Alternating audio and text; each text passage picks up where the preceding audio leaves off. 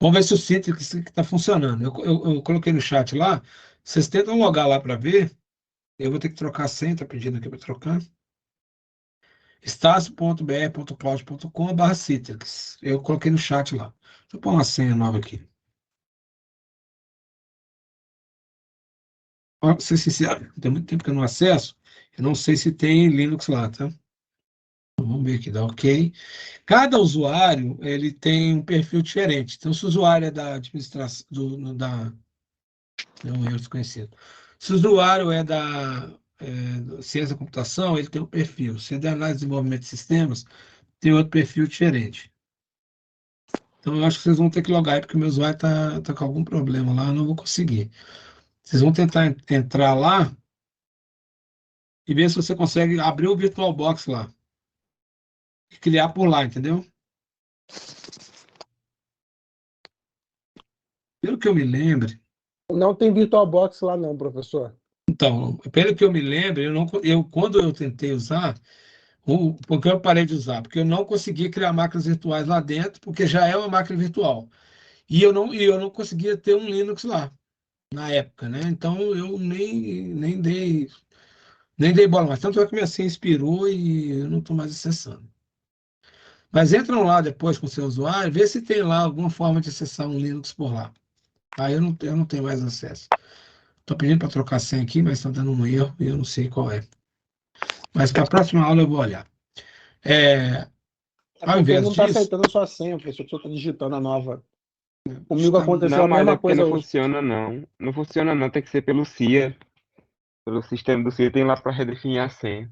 Não, funciona assim, eu consegui. Só que não pode ser uma senha repetida que você já digitou em algum momento.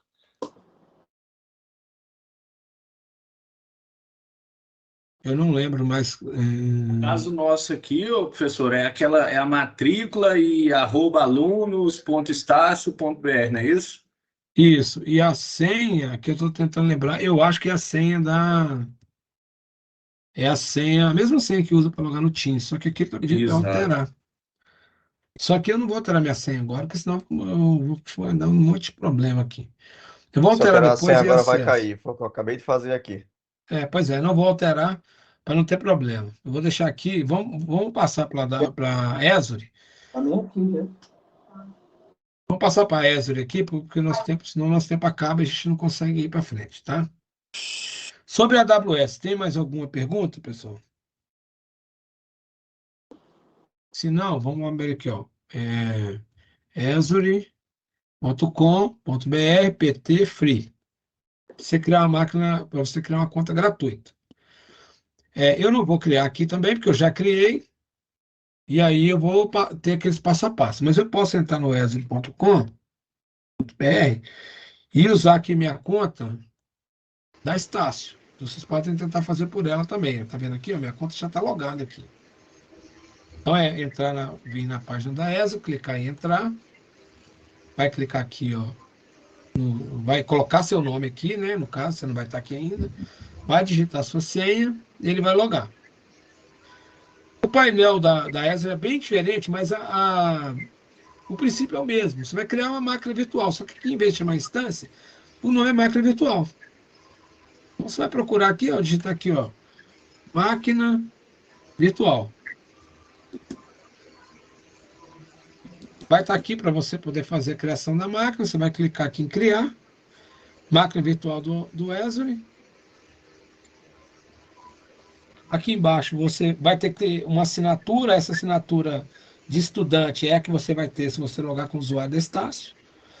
A assinatura onde você vai poder criar seus recursos, fazer contas novas, delegar coisas para outras pessoas. No caso, eu só tenho essa porque eu estou com o usuário da Estácio e eu não posso mudar nada. Os grupos de recursos, como a menina falou, que eu esqueci o nome dela agora, é onde você vai agrupar todos os recursos que você vai criar ali dentro. Discos e grupo de segurança, rede, máquina virtual. Eu posso criar um novo ou eu posso deixar um que já existe. Então eu vou deixar aqui, ó, Cloud Shell Storage, não sei qual dos dois aqui que eu já estou usando, eu vou deixar esse de baixo aqui, ó. Network Watcher, que eu acho que é o que já vem configurado aqui. Tá? E vou dar um nome para a máquina virtual. colocar aqui servidor web. Vou escolher a região, é o mesmo esquema lá da AWS, né? A região é onde está salvo ali os meus arquivos fisicamente. Vou deixar aqui a do Brasil. Tipo de segurança, eu vou deixar marcado o padrão, que são computadores virtuais confiáveis. E aqui eu vou escolher a minha imagem, do mesmo jeito que eu escolhi lá, sabe? Aqui, ó, tem algumas imagens que não são gratuitas. Então, se eu escolher aqui, por exemplo, Red Hat, vamos ver aqui, ó. A imagem, deixa eu ver. Aí, aqui, ó. Essa máquina virtual requer assinatura sem limite. Então, não pode ser o Red Hat. Então, vou procurar um outro aqui, ó, Ubuntu. Vamos ver se mudou aqui, ó. Ver se não vai dar nenhum erro. Ubuntu parece que é gratuita. SUSE que é muito parecido com o CentOS, também é gratuito. Vou deixar o SUSE aqui. A opção aqui eu não tem, tá vendo? Para essa máquina virtual só tem 64 da arquitetura. Tá vendo que são as coisas parecidas com a AWS? Descendo um pouco mais aqui, ó, o tamanho do meu armazenamento, eu vou deixar o 8 GB, que é o tamanho padrão. Ele tem uma cobrança, mas essa cobrança vai estar dentro das suas horas gratuitas, que são disponibilizadas para o aluno, tá? Quando acabar essas horas, essa cobrança não vai ser mais gratuita, então você não vai poder mais usar. Eu preciso aqui usar uma chave também, tá vendo?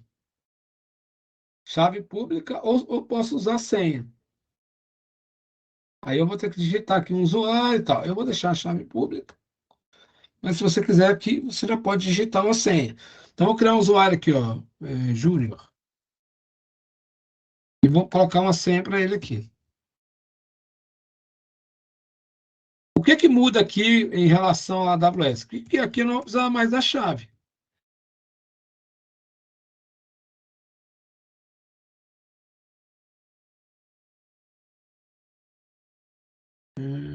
A chave não está aceitando porque é pequeno. A senha não está aceitando porque é pequeno. Então tem que ser uma senha maior. Então deixa eu colocar aqui. Vou ver se eu consigo colocar. Não, tem que ter caracteres maiúsculos e minúsculos.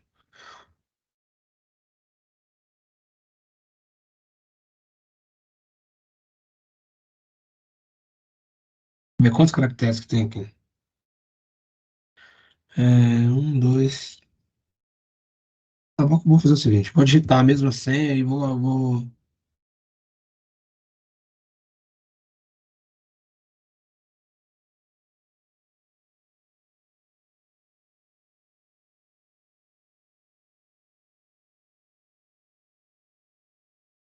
Até dar um número. Completei com 1, 2, 3, 4, 5, 6. Para dar um número maior aqui, tá? Criei um usuário, que é o usuário que eu vou usar para logar na máquina. Coloquei uma senha, né? Tem que ter os padrões aqui mínimos. E aqui eu não preciso fazer muita coisa. Só clicar aqui em criar. E vai aparecer aqui para mim aqui uma revisão que eu vou dar aqui do que eu escolhia. Eu clico em criar.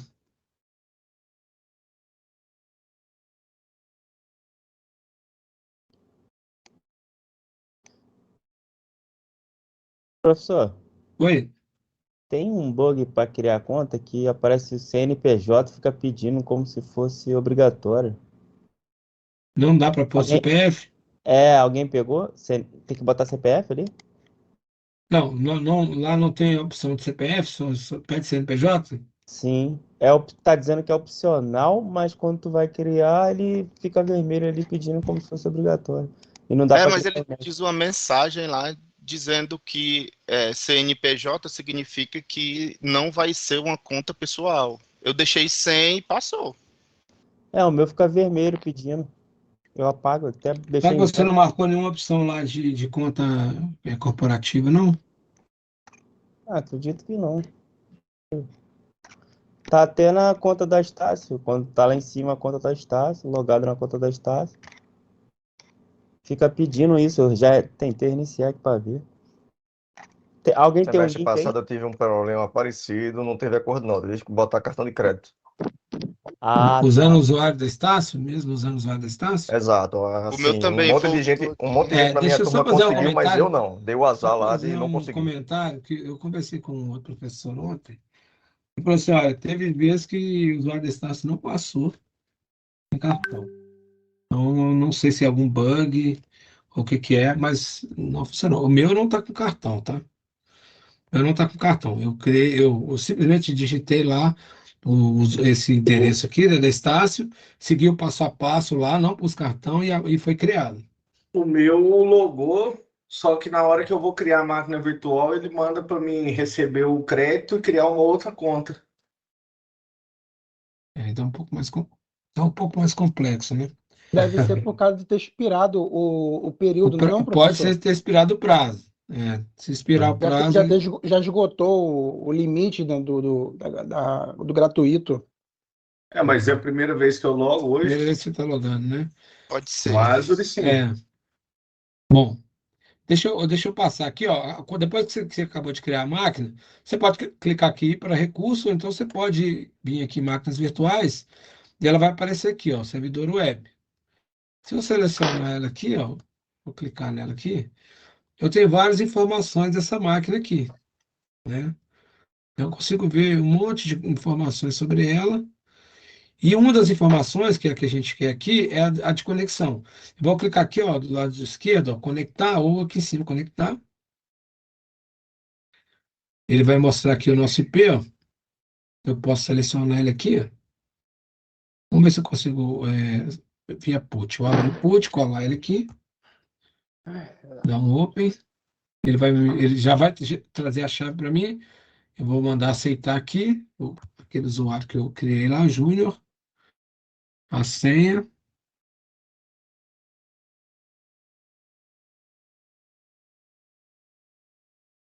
E já me conectei na máquina. Eu que é muito mais simples aqui. É só Agora tem que eu. tirar toda essa porcaria. Agora, deixa eu ver aqui. Não, tem. Sudo su e eu já estou como root aqui. Tem alguém com o microfone aberto aí? Fecha, por favor. Viu que aqui é mais simples? Eu mando next, next, criei lá, criei com o usuário e já consigo logar aqui via put. Se vocês conseguirem entrar lá com uma senha, usuário e senha da Estácio, você não vai precisar usar cartão de crédito, é muito mais rápido para você subir a máquina aqui e vai ser muito mais simples. Vou ver se o apt funciona aqui. Apt, estou em 1. Nos casos do SUSE aqui, ó, não é em 1, né? Então o sistema aqui é diferente. Tem que ver qual que é aqui o gerenciador de pacotes. Então talvez a gente não deve instalar o SUSE. Deixa eu ver se eu tenho um outro sisteminha aqui que seja mais fácil de gerenciar. SUSE, Ubuntu, que aí você vai usar ou o Debian mesmo. Tem o Debian aqui, ó. CentOS não tem mais, tá vendo? CentOS eles tiraram. Pode instalar o Debian também, que vai dar no mesmo, tá? Pra ver se ela está gratuita. Ela está gratuita. Pode instalar o Debian e usar os comandos do Debian. Ok? Vou sair aqui do SUSE, vou instalar o Debian rapidinho aqui, só para repetir os passos, tá? Aqui, ó. Deixo marcado aqui minha conta de estudante. Escolho aqui um grupo de recursos. Eu posso criar um novo se eu quiser. Eu não vou criar, vou escolher esse aqui de baixo. Vou dar um nome para a máquina. Servidor Debian. Vou deixar marcado América do Sul, vou deixar marcado aqui nenhuma redundância. Tipo de segurança, vou deixar padrão. Em vez de SUS, eu vou colocar Debian aqui. Deixar x64, vou deixar o disco padrão. Aqui embaixo eu vou colocar como senha. Vou colocar o nome aqui de usuário. E vou botar a senha. A senha a gente já sabe que tem que ser uma senha forte.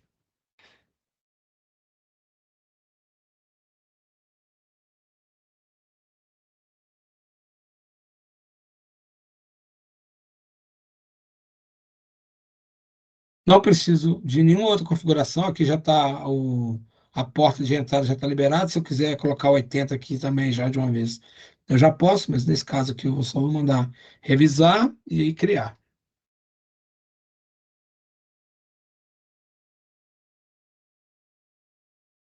Vamos ver se o Debian fica mais fácil aqui para a gente.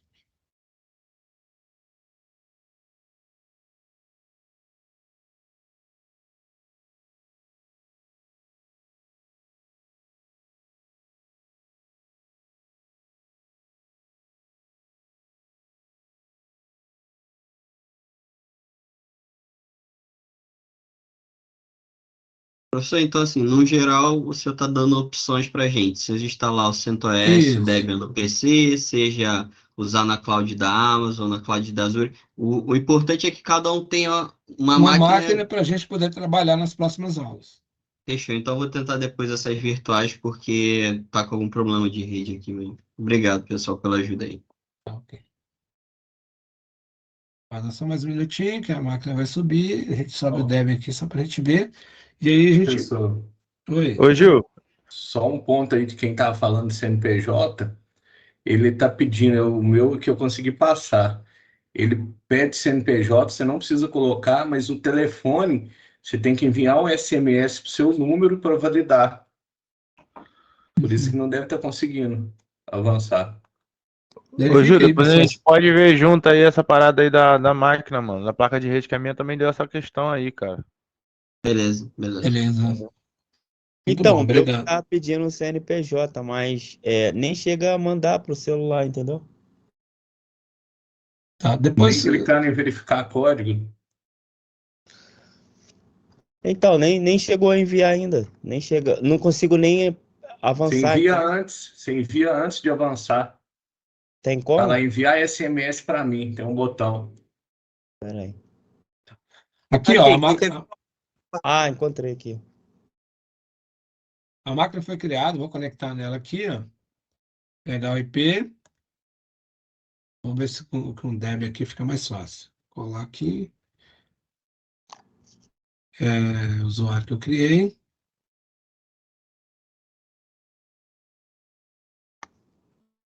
Ah, digitei a senha errada.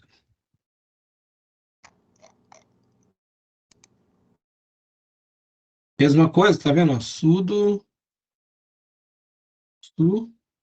Pronto. Aí a máquina está muito mais rápido aqui pelo Wesley, é só você dar um next, finish, e você já tem a máquina aqui. Aqui, como é o Debian, é o apt-get update, para dar um update na máquina. Beleza, está funcionando a máquina. Se eu der um ping no Google aqui, ó, google.com, ele já está pingando. Esse IP que está aqui, ó, já é um IP válido na internet, que é fornecido para a gente através da Esri. Alguém quer perguntar aqui sobre essa configuração da ESB? Porque eu acho que essa aqui é muito mais simples, inclusive, até do que da AWS. Depois aqui eu vou mandar deletar minha máquina, mas eu posso deletar o grupo de recursos inteiro, mas no caso aqui eu não quero. Eu vou deletar aqui minha máquina, selecionar a máquina aqui, e vou aqui excluir, digito sim aqui. Eu vou colocar forçado aqui, porque pode ter alguma coisa ali falando que não é para excluir. Lembrar de deletar quando vocês não forem mais utilizar, para não ter problema. E vou mandar excluir isso aqui de baixo também. Iniciar, excluir. Sim. É só a mesma dúvida que um colega teve quando você fez o da cloud da Amazon. Você citou que tem uma das tarefas que dá para usar a máquina virtual para tudo que você vai fazer, com exceção uma atividade que envolve criação de outros discos. Aí na Azure a gente vai ter o mesmo problema ou não? Não é problema. É que você vai precisar criar um disco novo quando for fazer a atividade. Você vai ter que acrescentar mais um disco na máquina, entendeu? E dá para fazer aí na Mas na Azure, por Azure exemplo, de tem, boa? ué. Então, nas duas dá para fazer, não é problema. É que a gente vai adicionar um disco a mais quando for usar a máquina, entendeu? Mas não. É porque eu achei que era um problema de ser pago. Na verdade, é só que vai ser um procedimento diferente do que criar no computador próprio, é isso? No computador próprio a gente vai adicionar também o disco. Só que Tá. aqui, quando a gente for fazer na AWS ou na Azure, a gente vai adicionar o segundo disco, entendeu? Beleza. Então, alguém quer perguntar alguma coisa sobre essas criações de máquina aqui? É agora. Se não, a gente vai dar sequência e para a gente poder falar um pouco sobre software livre, no tempo que a gente ainda tem, que são 25 minutos. E porque na próxima aula eu já quero começar já a falar um pouco de comandos. Alguém quer perguntar Então, alguma coisa? Só uma Oi. observaçãozinha, professor, a respeito do Citrix que a gente tem direito lá pela Estácio. Eu fiz o teste aqui, eu sou aluno de redes, tá? Uhum. Consegui acessar, tem VirtualBox lá, e eu estou no processo de instalação do CentOS já. Ele vai instalar. Agora um detalhe, eu fiz um teste inicial aqui, no qual eu baixei a ISO do CentOS, saí da sessão e entrei novamente. Ele limpou tudo. Lembrei de duas coisas. Primeiro, baixar a ISO, você vai baixar a ISO por lá, vai ser rápido, né? Você vai ter a ISO lá. Só que é o seguinte, uma das coisas que eu lembrei aqui agora que acontece é que quando você faz o logoff, ou mesmo que você não fizer o logoff, der meia-noite, tudo que você fez lá é perdido. Isso é Já, padrão eu lá. só, eu só fiz efetuar logoff. Efetuei logoff e Isso. entrei de novo, ele já tinha limpado. Mesmo que você não fizer o logoff, quando você estiver meia-noite mexendo, ele vai desligar e vai zerar tudo que você fez. Esse é o problema, por isso eu não usei mais. Agora que você falou, veio essa lembrança. E se eu quiser mandar alguma coisa para lá, eu tenho que mandar via internet. Aí também demora, sabe?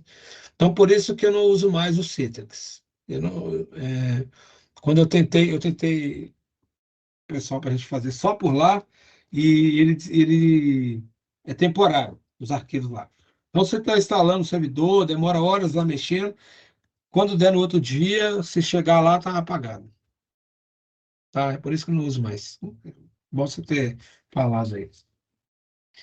Bom, se alguém ainda não conseguiu instalar a máquina, criar a máquina virtual, depois vocês me perguntam e a gente tenta resolver no intervalo da próxima aula, ou eu posso entrar um pouquinho mais cedo na próxima aula, para a gente tentar resolver esses problemas, tá? Então vamos lá, né? O que eu queria criar a máquina virtual, a gente já fez. Eu queria agora falar um pouco sobre software livre, que é uma introdução, né? Ao que a gente vai fazer daqui para frente, que é trabalhar com software livre. Falar essa introdução, falar um pouquinho das distribuições, e aí para a gente poder começar a entrar realmente na parte de configurações, tá? Em primeiro lugar, eu queria falar que o software livre nasceu, né, da comunidade que a gente chama de comunidade hacker, né, lá do MIT, que é lá dos Estados Unidos, começou nos anos 60 com as ideias dessa comunidade, que era uma ideia de libertação, de poder ter o máximo possível de conhecimento e distribuir esse conhecimento entre as pessoas, tá? Não tem nada a ver com hackear, com clonar, com roubar senha. Tem a ver com um sentimento que o pessoal do MIT, da área principalmente da área de matemática e de engenharia, que eles tinham de compartilhar conhecimento e um tentar sobrepor o conhecimento do outro, mostrar que sabia mais. Uma competição ali interna de conhecimento, e aí eles faziam brincadeiras, trotes e coisas desse tipo. Uma das pessoas que esteve lá no MIT neste período, né, começando lá pela década de 60 e também nos anos 70, é um cara chamado Richard Stallman. A gente vai falar um pouquinho para frente sobre ele. Ele chegou lá nos anos 70, deixa eu só parar aqui o alarme aqui. Chegou lá nos anos 70, é, começou a trabalhar lá, né, no departamento de ciência da computação, matemática e ciência da computação, e ele começou a desenvolver sistemas lá dentro para o MIT, nesse contexto de liberdade, onde você poderia fazer e compartilhar o que você fazia com todo mundo. Então, ele criava código e ele compartilhava esse código com todo mundo. Tá? Ele foi trabalhando lá até os anos 80, onde aconteceu o fim de um tipo de computador, né, o chamado PDP-10, e foi lançado novos computadores no mercado, e o computador da universidade mudou, e passou a vir com eles um contrato de confidencialidade. O que significava isso? Significava que tudo que ele criasse ali dentro era propriedade da universidade. Ele não poderia mais compartilhar esses códigos que eram gerados ali dentro. E um fato em específico aconteceu que fez com que ele tivesse a ideia de criar um tipo de software que não tivesse esses contratos, foi quando eles receberam uma impressora nova da Xerox. A impressora tinha um problema, e eles queriam fazer uma atualização no código do driver da impressora, né, que o driver é o código que conversa o hardware com o sistema operacional, e não foi permitido, porque o código não estava liberado para eles mexerem. Então, ali ele começou a pensar que ele precisaria fazer alguma coisa para modificar a situação que começava a atrapalhar aquele sentimento que eles tinham e começava de liberdade, começava a atrapalhar é, essa liberdade de distribuir tudo que eles faziam. Então, o código-fonte passa a ser propriedade da instituição. No caso, o código da impressora era da Xerox e outros sistemas que foram aparecendo, por exemplo, o MS-DOS, o Basic da Microsoft passou a ser proprietário, depois o MS-DOS passou a ser proprietário, e eles não tinham mais condições de compartilhar esse código. Então, passou a limitar o acesso ao código-fonte e limitar as alterações que poderiam ser feitas. Tá? E ele criou e ele passou a pensar, né, na criação de um sistema operacional que fosse totalmente livre dessa confidencialidade, né, desses bloqueios. Ele passou, em 83, a trabalhar no projeto chamado Projeto GNU. Oi? Gente, o microfone.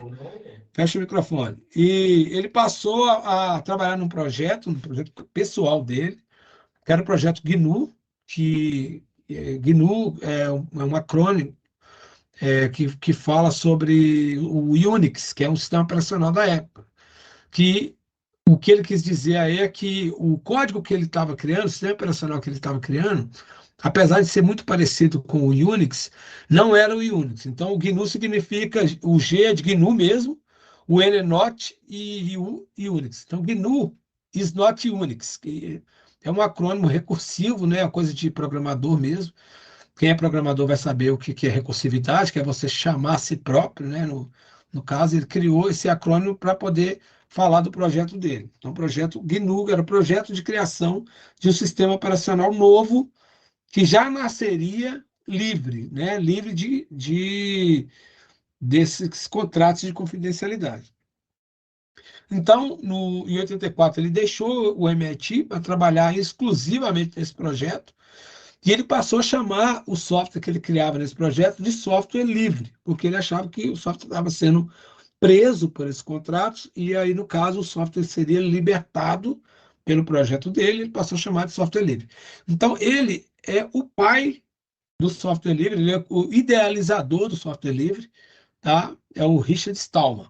Depois a gente vai ver, né, quando a gente for começar a mexer com comandos, vai ver que alguns comandos foi ele, inclusive, que criou, né, lá atrás, no início do software livre.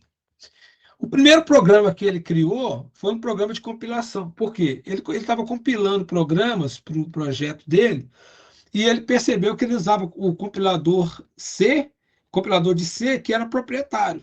Ele falou, a primeira coisa que eu tenho que fazer, então, é um compilador que não seja de ninguém, porque tudo que eu criar no meu compilador será meu. Então, ele criou um compilador, né, para quem não é de programação, compilador é o que vai transformar o código-fonte em binário.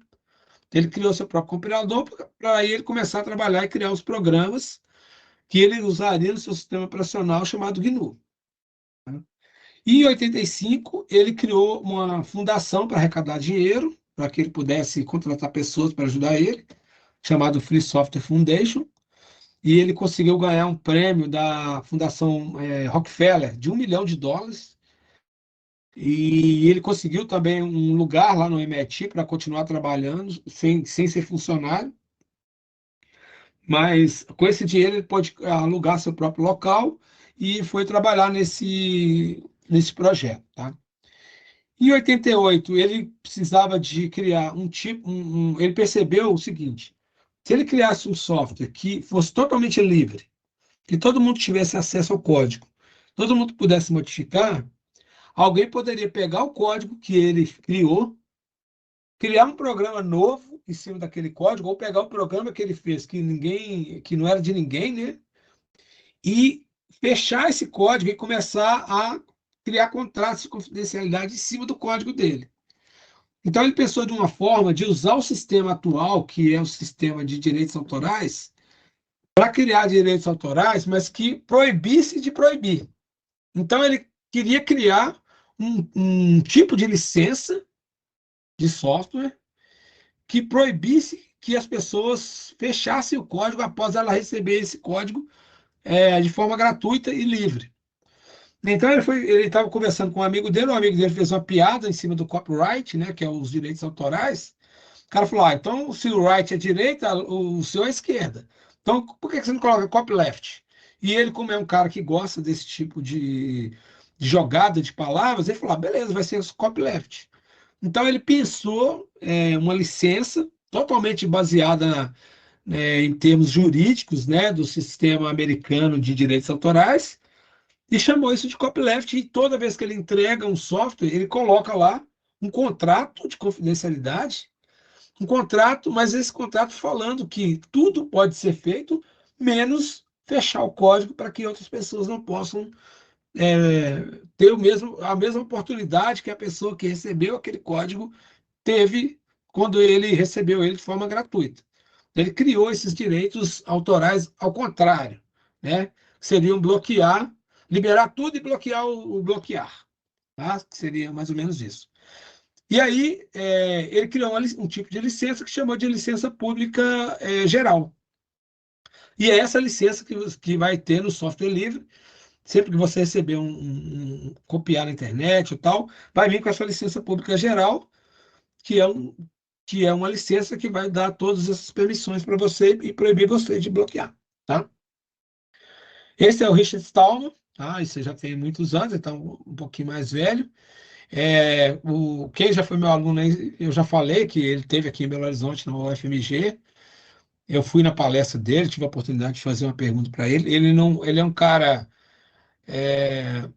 que gosta de fazer piada, mas ele é muito, como é que eu posso dizer? Ele não tem meias palavras. Então, se você fizer uma pergunta que ele considera idiota, ele vai te dar uma resposta grosseira. E eu não sei se a minha pergunta foi idiota, mas ele considerou que foi, e a resposta foi meio grosseira. Se você pesquisar sobre ele, você vai ver que ele é um cara. Eu não sei descrever assim. Ele parece ser brincalhão, mas é um cara meio estranho. É um nerdzão dos anos 60, meio esquisito. Então, mas é um cara super inteligente, que teve essa ideia genial que mudou a computação, né? Porque hoje tem muita coisa baseada em software livre. A gente fala muito de Linux, mas o Linux veio depois, tá? Então, essa ideia de, por exemplo, de código-fonte aberto, essa ideia de ter sistema que possa ser distribuído de forma gratuita, tudo veio, e muitos programas que tem no Linux vieram da fundação dele, da Free Software Foundation. Tá? Então, assim, não é um cara gente boa, né? Porque ele é muito seco, né, assim, nas respostas, mas é um cara inteligente e que dá palestra no mundo inteiro. E por que eu fui lá nessa palestra dele? Porque na época eu estava fazendo mestrado e a minha pesquisa era sobre a filosofia do software livre, do Richard Stallman, para que o software livre fosse usado em ambientes de educação. Então, minha pesquisa era usar software livre no ambiente educacional, mas tentar achar uma filosofia por trás daquilo que ele pensava. E existe uma filosofia, porque o que ele pensa é que o software livre pode libertar a humanidade do ponto de vista de que o software proprietário ele gera nas pessoas um sentimento que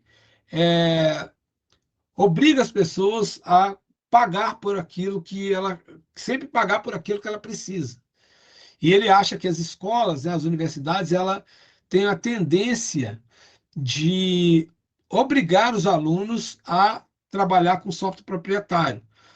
Para dar exemplo disso, e é um exemplo que eu gosto de usar também, quando você está numa universidade, a universidade normalmente, tá, quase 100% das vezes, ela tem um contrato com a Microsoft que dá para ela a maioria dos softwares da Microsoft de forma gratuita. Tanto é que você tem esse convênio para usar o Azure gratuitamente por um tempo. E o que acontece? Quando a escola ganha de graça o software da Microsoft, ela vai disponibilizar de graça para o aluno aquele software. O aluno aprendendo aquele software vai para o mercado de trabalho sabendo Microsoft. Ele estando no mercado de trabalho sabendo Microsoft, a maioria das pessoas vão saber Microsoft. O que vai acontecer com as empresas? A tendência é que essas pessoas vão se formar, vão trabalhar, vão ser formadores de opinião, vão ser pessoas que vão contratar no futuro software, vão contratar Microsoft, e quando ela pedir os estagiários, elas vão precisar de estagiários do software que ela tem, que é Microsoft. E aí ela vai mandar para a faculdade a solicitação de estagiários de Microsoft, e isso vai virar um ciclo vicioso. Então ele acha que esse ciclo vicioso aí é que gera a dependência de software proprietário na sociedade. Então, isso são ideias dele, tá? Que eu compartilho também, mas ele acha que mudando isso, né, fazendo com que as pessoas utilizem software livre nas universidades, que elas vão poder criar coisas que podem mudar a cabeça dos estudantes, e mudando a cabeça dos estudantes, o mundo pode ficar melhor. Essas são as ideias dele. Existe uma filosofia muito maior por trás, e detalhe, né, a Free Software Foundation é sem fins lucrativos, tá? Ele com a capacidade que ele tem, né, de ser um cientista da computação, principalmente nos anos 60, onde não tinha nada, que todo mundo que criava alguma coisa ficou milionário. Teve o Steve Jobs, o Bill Gates, que criaram fortunas. Ele poderia ser um milionário e ele não é. Ele vive do que a Free Software Foundation recebe de doações, porque eles não vendem software. Eles recebem doações, eles vendem apostila, vendem coisas desse tipo, vendem boné, camiseta, e eles vivem disso. Tá? Não, ele poderia ser um milionário, mas não é o caso. Tá? Então, ele acha que está fazendo coisa para a humanidade. Então, a Free Software Foundation é a principal organização que patrocina o projeto GNU atualmente. O software livre não quer dizer software gratuito, é uma das coisas que a gente precisa falar também. Por quê? Porque o software livre ele não proíbe a venda de serviço, por exemplo, baseado nele. Ele não proíbe a venda, por exemplo, da mídia. Você pode pegar uma mídia de software, vamos supor, Red Hat. A Red Hat não, que não é software livre. Você pode pegar o Debian, que é totalmente software livre. Gravar o CD e vender esse CD na internet, não é proibido. O que você não pode é proibir a pessoa que comprou o CD de copiar o CD e vender para frente, ou copiar o CD e dar para alguém. Então, não necessariamente tem que ser gratuito. Você pode criar um software livre, você pode vender suporte para aquele software, você pode vender licença para ele, mas você não pode bloquear as pessoas de abrir o código-fonte, fazer alterações e fazer o que você quiser. Então, a liberdade vai estar exatamente no fato de você poder cobrar ou dar de graça aquele software. Mas se você cobrar, a pessoa que comprou passa a ter direito de dar ou vender aquela cópia. Então, existe uma confusão sobre os conceitos, né? O que é software proprietário, o que é open source e o que é software livre.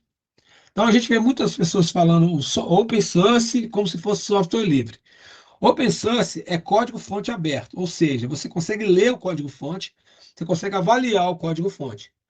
Mas a empresa que distribui por exemplo, o Red Hat, ele é distribuído como open source. O código-fonte é aberto, você consegue verificar, ler lá, tentar entender como funciona, mas você não pode fazer alterações do Red Hat e distribuir isso de graça. O Red Hat ele tem uma subscrição que ela é paga. Então, tem uma licença. Então, ele não é software livre, ele é código-fonte aberto. Já o CentOS, você pode fazer o que você quiser com ele. Podia, até esse CentOS Stream novo que saiu aí.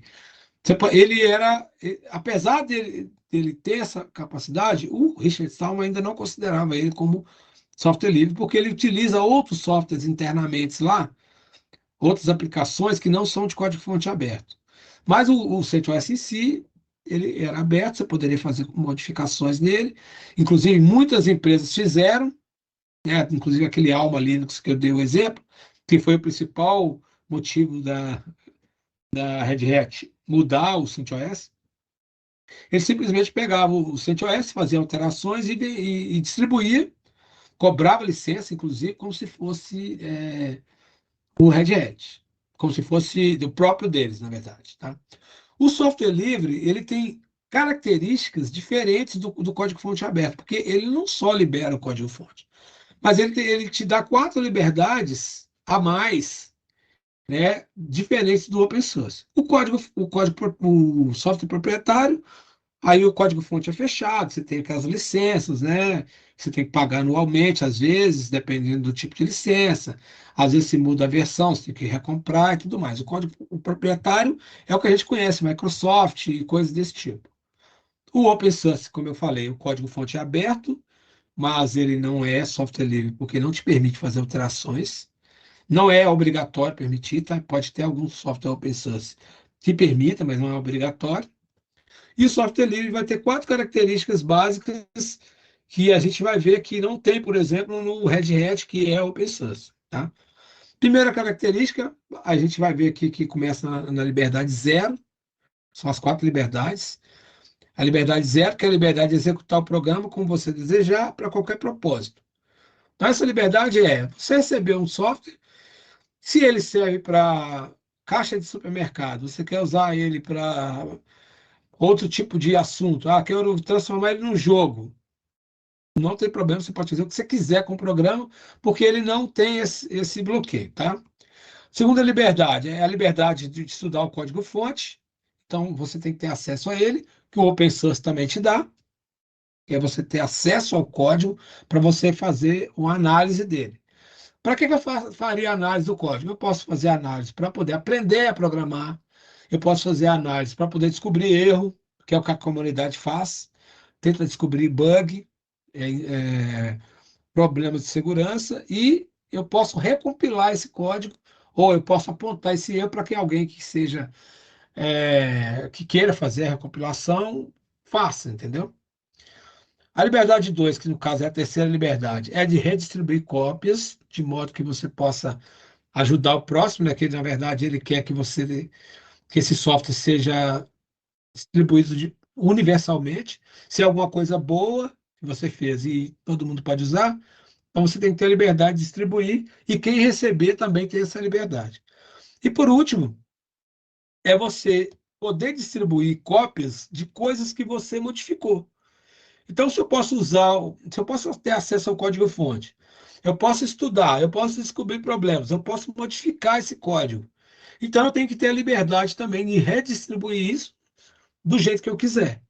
Então, eu posso executar como eu quiser, eu posso ver o código para estudar ou para modificar, eu posso distribuir cópias sem mesmo eu ter modificado nada, eu posso modificar e distribuir se eu quiser.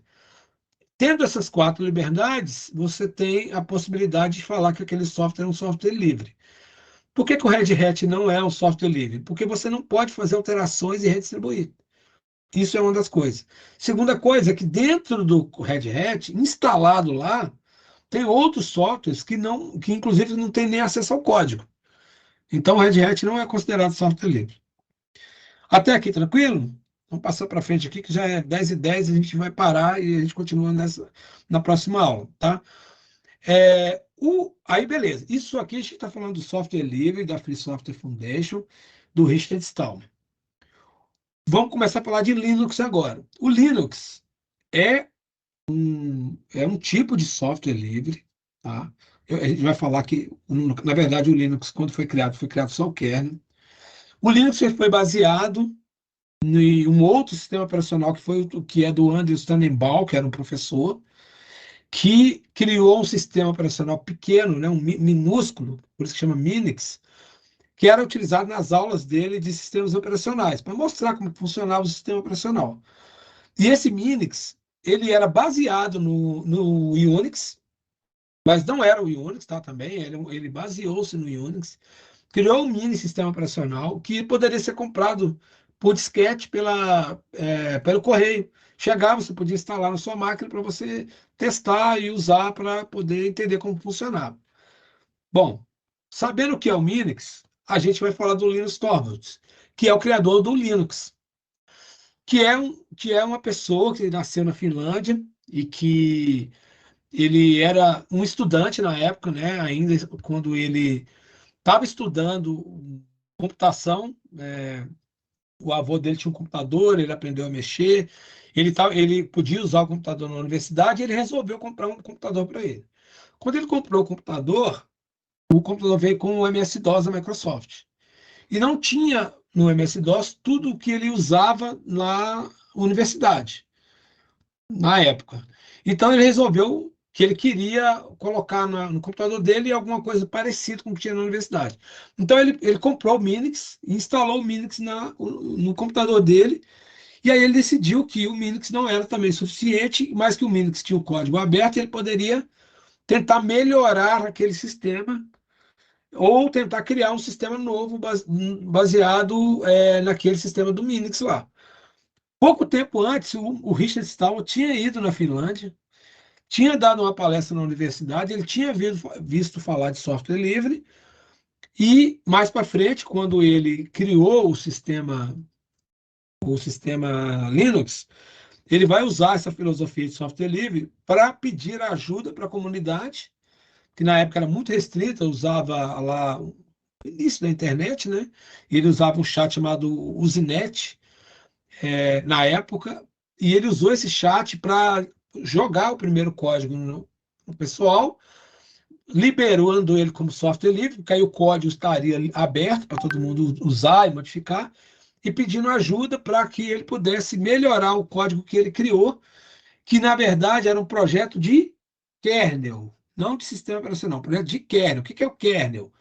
O kernel é o núcleo de um sistema operacional. O kernel é a parte que conversa com o hardware e que faz a ponte entre o hardware e as aplicações do usuário.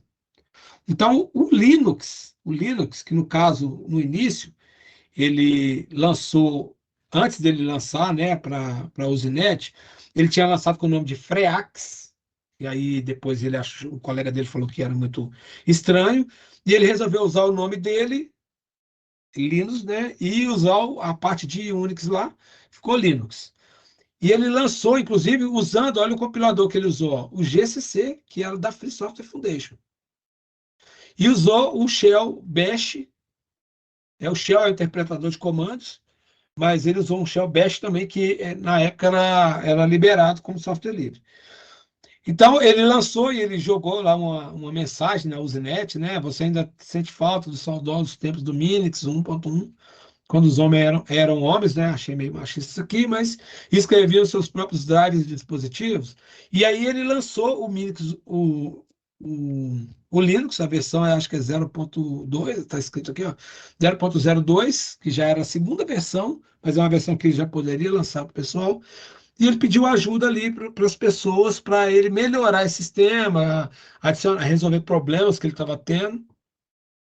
E aí, uma das coisas que o Richard Stallman fala, aí já pode ser uma intriga, né? Mas de que ele não liberou aquele kernel porque ele queria que fosse livre, o Linux. Mas ele liberou porque ele queria ajuda para que as pessoas melhorassem o sistema dele. Mas no final das contas, o Linux acabou sendo software livre e foi utilizado por muitas distribuições. Aí a gente está falando da Debian, que foi uma das primeiras distribuições, da Red Hat, né? E no caso a gente tinha a Fedora, a gente tem ainda a Fedora, que é da Red Hat, o Mandrake, que a gente já teve no passado, que juntou com a Conectiva, que era brasileira, e formou a Mandriva. A gente tem derivações das distribuições, por exemplo, do Debian nasceu o Ubuntu, Mint, o Kubuntu, né, que é um tipo de distribuição que vem em vez de vir com um gerenciador de janelas GNOME, que é da Free Software Foundation, vem com um gerenciador de janelas chamado KDE. Tá? O Kubuntu, porque o Ubuntu vinha normalmente com GNOME, e aí na época eu poderia usar a versão Kubuntu, né? E do Red Hat a gente tem lá o Fedora, o Mandriva e o CentOS, que são baseados no Red Hat, que são os precursores aqui das distribuições. O que são as distribuições? Né? Só para a gente encerrar aqui, as distribuições são o seguinte: um determinado grupo, pode ser uma empresa, pode ser uma comunidade, vai pegar o kernel do Linux, vai pegar programas, né, e vão agregar naquele kernel, Os programas podem ser diversos, né? Programas compiladores, programas de texto, pode ser interface gráfica, vários programas, e vão montar uma cara para o sistema deles e vão distribuir aquilo com o nome que eles resolveram colocar. Então, por exemplo, o Debian, ele pegou várias coisas, vários programas, que inclui um gerenciador de boot, pode ser o Groove, pode ser o Lilo, inclui programas de inicialização, inclui programas de gerenciamento de usuários, programas de gerenciamento de área de trabalho, aqueles softwares, né, de edição de texto e um monte de outras coisas. E juntaram tudo num pacote grande, né, com o Linux como sendo o kernel, e fizeram lá a distribuição Debian. E o CentOS é baseado a gente já falou desses aqui, vamos passar para frente. A gente tem outras coisas para falar de software livre, a gente fala depois na próxima aula, que já é 10h17. Tá? E aí a gente toca em frente na próxima aula. Alguém quer comentar alguma coisa? Professor, Oi? quando é que o senhor vai dar continuidade aos comandos do CentOS? O senhor só instalou o CentOS. Então, quando a gente for, a hora que a gente começar os comandos, eu já vou começar a mostrar o CentOS. E a gente vai começar a fazer os comandos no CentOS. Ok? Ok. Beleza. Ô, professor. Então, oi. Pode falar. O senhor vai ajudar quem não conseguiu configurar na próxima aula, hein? Vamos sim. Quer ver? Eu vou colocar aqui um agendamento para eu começar um pouco mais cedo, às 7h30, né? Vou colocar no meu celular, vou colocar na data aqui, porque eu vou receber um alerta. Dia 5, né? Próxima aula. Deixa eu fazer isso aqui agora, antes que eu me esqueça. Só uma dica aí, gente, pessoal. antes de tudo, deixa eu baixar a lista de presença aqui. Só uma dica aí, pessoal. Eu estava sem computador, né, desde o início das aulas, meu computador tinha ido para assistência. Ele voltou hoje e 20 minutinhos antes do professor começar a aula, eu consegui ver a aula antiga dele, a parte de instalação, e consegui fazer tudo normal, tranquilo. Dei uma olhadinha nas últimas aulas para ver, porque ele fez passo a passo. Né? Valeu, professor. Boa noite. Obrigado. Pontual. Valeu. Tem YouTube também, pessoal. Mandei um vídeo aí, ó, 9 minutos. Fiz aqui e deu rapidão de primeira, sem nenhum erro.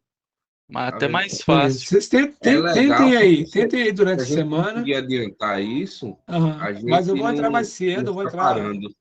Eu vou entrar às 7h em vez de 7h30. Deu certo a frequência, professor? Oi?